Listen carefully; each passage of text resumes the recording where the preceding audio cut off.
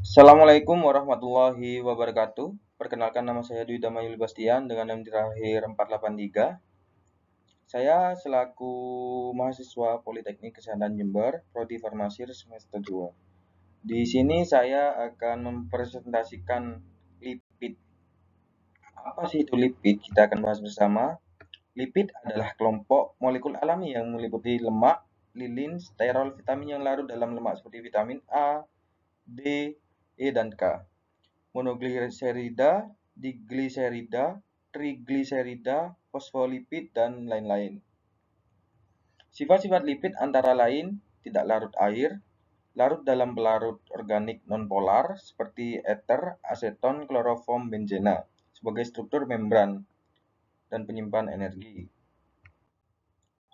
Untuk klasifikasi lipid, yang pertama adalah sifat-sifat lipid tidak larut air sebagai struktur membran penyimpan energi, komponen pelindung dinding sel, keberadaan lipid dalam jaringan tubuh. Yang kedua, klasifikasi lipid. Lipid menjadi tiga, yaitu lipid kompleks, yaitu contohnya triacylglycerol, fosfolipida, sphingolipida, dan lilin. Untuk lipid sederhana yaitu terpena dan steroida. Dan untuk lipid gabungan yaitu contohnya asam lemak, lemak lilin, fosfolipid, dan sphingolipid terpen. Yang pertama yaitu asam lemak. Asam lemak merupakan suatu asam organik yang berikatan dengan gliserol, molekul ikatan ester. Asam ini adalah asam karboksilat yang mempunyai rantai karbon panjang dengan rumus umum RCOH, di mana R mewakili rantai hidrokarbon dalam penulisannya dan COH merupakan gugus karbonil dan hidroksil. Kita bisa lihat pada gugus di bawah ini. Ini untuk gugus R dan ini CO gugus karbonil dan OH gugus hidroksil. Jika digabungkan dua gugus ini menjadi gugus karboksil. Untuk selanjutnya, lemak. Lemak adalah suatu ester, gliserol, dan asam lemak. Lemak disebut trigliserida karena mengikat tiga molekul asam lemak. Ketiga molekul asam lemak itu dapat sama atau berbeda. Contohnya itu lemak hewani, sterol kolesterol padat, lemak nabati, fitosterol, asam lemak tidak jenuh atau cair. Lilin atau wax adalah senyawa berbentuk ester asam lemak dengan alkohol, bukan gliserol tetapi dengan monohidroksi, alkohol yang memiliki rantai karbon panjang antara 14 sampai 34 atom karbon. Karena terdapat gugus CH3, maka lilin bersifat nonpolar. Kita bisa lihat pada gambar di bawah ini contoh gugusnya. Yang keempat yaitu glikolipid atau lipid majemuk. Glikolipid adalah lipid yang berikatan kovalen dengan satu atau lebih molekul gula, karbohidrat seperti glukosa atau galaktosa. Selanjutnya yaitu fosfolipid atau lipid majemuk juga. Nama lain senyawa ini adalah fosfogliserida atau gliserol fosfatida. Fosfolipid tersusun dari gliserol yang berikatan dengan asam lemak dan berikatan juga dengan gugus fosfat sehingga dinamakan fosfolipida. Fosfolipid adalah suatu fosfogliserol. Molekul-molekul fosfolipid mengandung rantai hidrofobik dan rantai hidrofilik. Yang keenam yaitu steroid, termasuk lipid turunan, yang dimana steroid merupakan lipid yang tidak dapat disaponifikasi, terdiri dari 3 cincin sikloheksana dan 1 buah cincin siklopentana. Kita bisa lihat gambar di samping ini.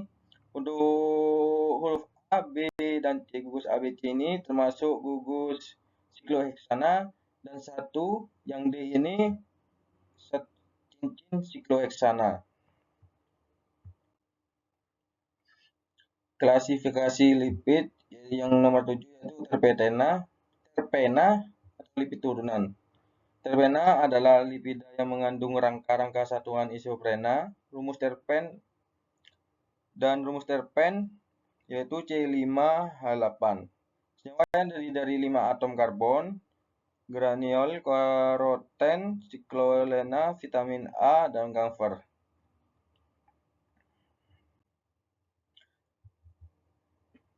Reaksi lipid pada uji alkaloid atau uji Mayer. Pengujian alkaloid dilakukan dengan menggunakan dua jenis reagen atau reaksi, yaitu reaksi Mayer dan Dragendorff, di mana hasil positif yang dihasilkan yaitu endapan putih untuk reaksi Mayer dan endapan jingga untuk reaksi Dragendorff.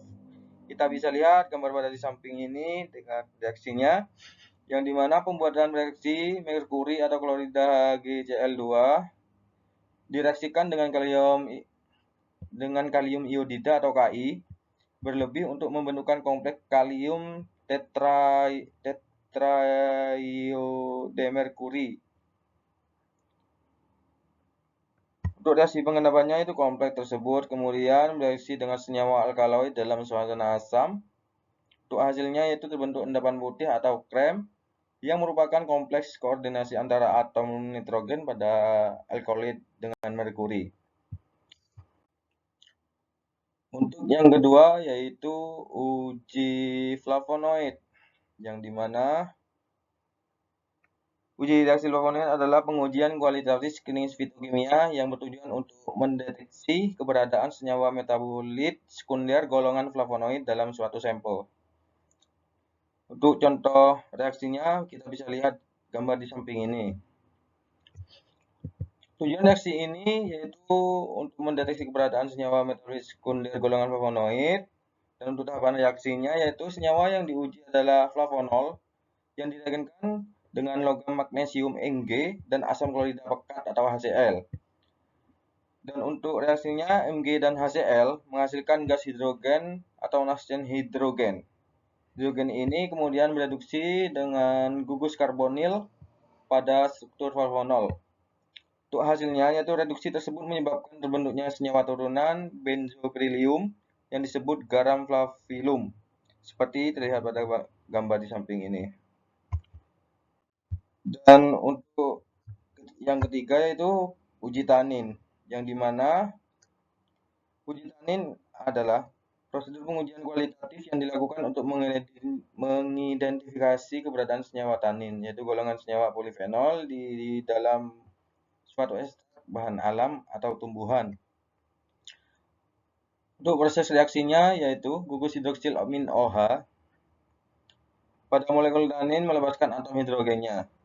Atom hidrogen nanti dari tanin kemudian berikatan dengan koordinasi dengan ion pusat besi yaitu Fe2+. Dan satu atom Fe dapat mengikat beberapa molekul tanin dalam gambar di sini ini. Untuk hasil reaksinya, kompleks besi tanin yaitu terbentuknya senyawa kompleks ini biasanya ditandai dengan perubahan warna yang sangat pekat, umumnya biru tua atau hijau kehitaman, dan nanti akan teruji pada asam klorida atau HCl terbentuknya sebagai produk sampingan dari penggabungan atom H atau hidrogen dari tanin dan Cl dari FeCl2. Berikut untuk daftar pustaka yang saya gunakan. Dan selanjutnya, terima kasih. Maaf apabila ada salah pengucapan atau kata dari saya. Mohon dimaafkan. Wassalamualaikum warahmatullahi wabarakatuh.